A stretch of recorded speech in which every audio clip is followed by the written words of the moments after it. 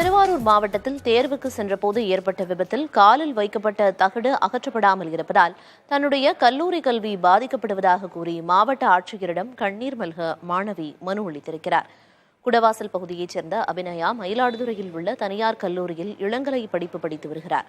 கடந்த ஆண்டு தேர்வு நேரத்தில் இருசக்கர வாகனத்தில் கல்லூரிக்கு சென்றபோது விபத்துக்குள்ளாகி அவருடைய இடது காலில் முறிவு ஏற்பட்டது.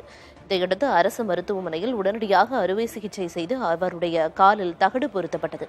இதனால் இவருடைய 2ஆம் ஆண்டு படிப்பு முழுவதும் வீணாகிவிட்டது.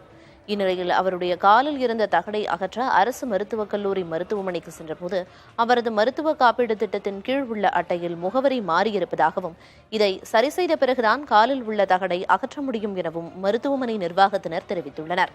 இதனால் இந்த ஆண்டும் தன்னுடைய கல்லூரி படிப்பு கேள்விக்குறியாகியுள்ளதாகவும் தன்னுடைய காலில் உள்ள தகடை அகற்றி கல்வி பயில உதவி செய்யுமாறும் ஆட்சியரிடம் மாணவி அபிநயா கண்ணீர் மல்க கோரிக்கை மனு அளித்திருக்கிறார். இதுகுறித்து அரசு மருத்துவக் கல்லூரி மருத்துவமனை முதல்வரிடம் கேட்டபோது உரிய விசாரணை செய்து நடவடிக்கை எடுக்கப்படும் என தெரிவித்தார்.